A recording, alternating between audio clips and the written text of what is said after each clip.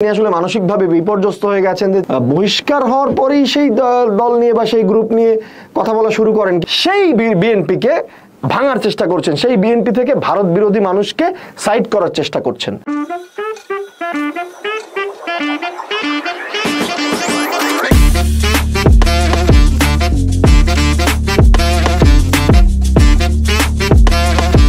Doctor Pinaki Bhattacharya আবারও video বানিয়েছেন। তিনি আসলে মানসিকভাবে খুবই মানে অন্য দায়গ্রস্ত হয়ে গেছেন। তিনি আসলে মানসিকভাবে বিপর্যস্ত হয়ে গেছেন যে তিনি এতদিন যাদেরকে নিয়ে খেলছিলেন, সেই জামায়াত ইসলামের কথা বলছি, তারা হঠাৎ করে তাকে দিলে এতটা কষ্ট দিয়েছেন, এতটা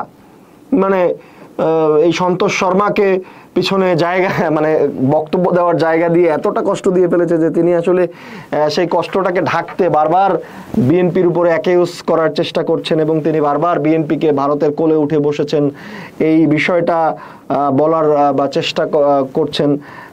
যেটা আমি দেখলাম যে তিনি জনাব তারেক রহমানের একটা ভিডিও দেখাচ্ছেন যে তারেক রহমানের অনুষ্ঠানে সন্তোষ শর্মা বক্তব্য দিয়েছেন। এটা পূজা উদযাপন পরিষদের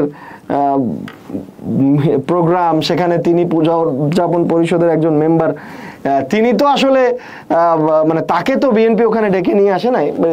পূজা উদযাপন পরিষদের প্রোগ্রামে তারেক রহমান প্রধান অতিথি হয়েছেন, সেখানে সন্তোষ শর্মা বক্তব্য দেবেন নাকি? আপনি দেবেন? আপনি তো পূজা উদযাপন পরিষদের সদস্য না। আর একটা বিষয় আপনাকে সেটা বলতেই হয় যে আপনি বহিষ্কৃত হয়েছেন, আপনি বহিষ্কার হওয়ার পরেই সেই দল নিয়ে বা সেই গ্রুপ নিয়ে কথা বলা শুরু করেন কিনা। যেমন আপনি বাংলাদেশ থেকে আপনার একটা মামলার কারণে গিয়েছেন, তারপরে আপনি কথা বলা শুরু করেছেন। আপনি সিপিবি থেকে বহিষ্কার হয়েছেন, আপনাকে বহিষ্কার করেছে, আপনি নিজেই গর্ব সহকারে বলছেন। তো আপনি বহিষ্কার হওয়ার পরেই সেটাকে নিয়ে কথা বলা শুরু করেন কিনা প্রশ্ন থেকে যায়। এবং আরেকটা বিষয়, আপনি বিএনপিকে চাঁদাবাজি দল বলছেন, ভালো কথা, আমি মেনে নিলাম যে আপনার কথা অনুযায়ী যদি বিএনপি চাঁদাবাজ হয়। আপনি আবার বলছেন যে আপনি নাকি কোনো এক সময় বিএনপির কাছ থেকে চাঁদা নিয়েছেন, তাহলে তো আপনি ভাই চাঁদাবাজের চাঁদাবাজ।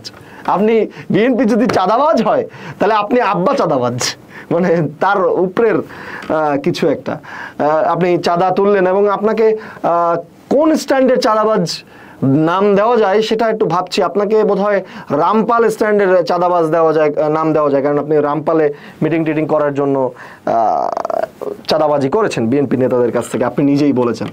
আরেকটা বিষয় যেটা হচ্ছে যে বিএনপি কাকে নিয়ে জোট করবে, বিএনপি কাকে নিয়ে ঐক্য করবে, সেটা নিয়ে আপনার খুব বেশি চিন্তা হয়েছে, খুব টেনশন। বাট আপনি একটা জিনিস দেখেননি দাদা, বিএনপি এই আওয়ামী লীগ ছাড়াই ফ্যাসিবাদের এই দোসরদের ছাড়া বাকি সবাইকে নিয়ে বিএনপি ঐক্য করেছিল। বিএনপি যে ফ্যাসিবাদ বিরোধী আন্দোলন করেছে, 1 দফা দিয়েছে, 31 দফা সংস্কার প্রস্তাবনা দিয়েছে, সেগুলোতে তো বিএনপি সবাই সাথে ছিল। তখন আপনি কোথায় ছিলেন? তখন আপনি এগুলো নিয়ে কথা বলেননি। আপনি খুব টেনশনে পড়ে গেছেন যে বিএনপি আসলে আবার স্বৈরাচার হয়ে উঠবে, আবার বিএনপি আওয়ামী লীগের মতো হয়ে উঠবে। এবং খুব সুন্দর করে স্পষ্টভাবে আপনি এক ফাঁকে বলেই দিলেন যে তাহলে তো শেখ হাসিনাই ভালো ছিল। দাদা, তাহলে কি আপনিও সেই দলের লোক হয়ে গেলেন নাকি যে আগেই ভালো ছিলাম? তাহলে আপনি বিএনপি ইন্ডিয়ার কোলে উঠেছে, আপনি কি আওয়ামী লীগের কোলে উঠেছেন নাকি? আপনি শেখ হাসিনার কে বলছেন তাহলে তো শেখ হাসিনাই ভালো ছিল। এমন কি করে ফেললো বিএনপি? হঠাৎ করে আপনার এত রাগ, এত ক্ষোভ? আপনি এমন একজনের একটা ভিডিও দেখিয়ে আপনি বলছেন যে ডক্টর ইউনূসকে 5 বছর বা অনেক বেশি সময় রাখতে চাচ্ছে। তাকে তো দেখতে মনে হয় যে আপনি যে ওই ড্রাগ কোম্পানিতে চাকরি করতেন, ওখান থেকে কোনো উত্তেজনা বর্ধক ড্রাগ বা ইজিয়াম টিজিয়াম ওই সমস্ত কোনো ড্রাগ খাইয়ে আপনি বলিয়েছেন বলে আমার কাছে মনে হচ্ছে। এবং আপনি একটা নিউজের কাটিং দিয়ে আপনি নানানভাবে নানান কিছু বলার চেষ্টা করছেন। অনেক নিউজ কাটিং এরকম অনেকের কাছেই আছে দাদা। আপনি অনেক সূত্র মিলাচ্ছেন এবং আমি ওই একটা সূত্র আগেও মিলিয়েছি, এখন আবারও আর একটা সূত্র মিলাতে চাচ্ছি এবং সেই সূত্রটা মিলিয়ে আমি বলতে চাচ্ছি, আপনি নিজেই বলছেন যে বিএনপির লোকেরা আপনাকে রয় এজেন্ট বলে, ভারতের দালাল বলে। আমি একটা সূত্র মিলিয়ে আবারও আপনাকে এটাই বলতে চাইবো যে আপনি রয়ের এজেন্ট, ভারতের দালাল। কিভাবে?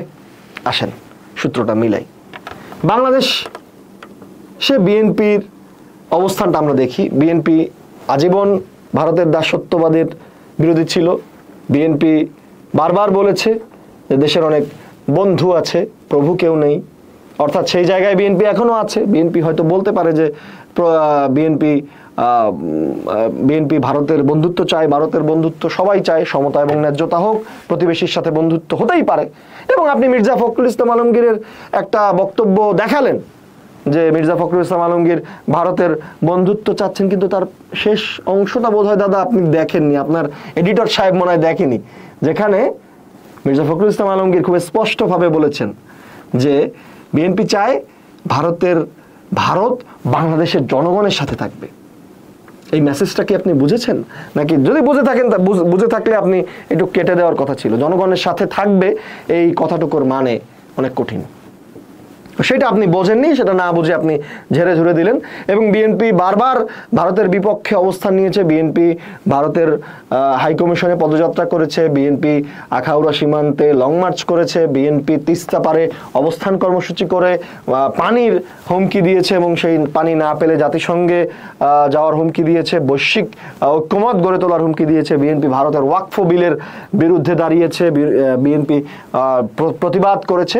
এবং আপনি সেই বিএনপিকে ভাঙার চেষ্টা করছেন, সেই বিএনপি থেকে ভারত বিরোধী মানুষকে সাইড করার চেষ্টা করছেন। যেই বিএনপি বাংলাদেশের সবচেয়ে বড় শক্তি, যারা ভারতের চোখে চোখ রেখে কথা বলার ক্ষমতা রাখে, সেই বিএনপির পক্ষ থেকে আপনি মানুষকে ছুটানোর চেষ্টা করছেন। তার মানে দাদা, ভারতের বড় দালাল কে দাঁড়ায়?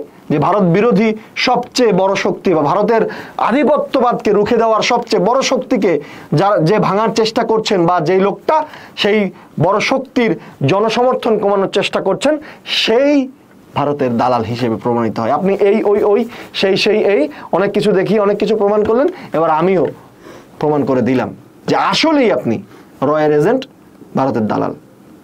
ধন্যবাদ।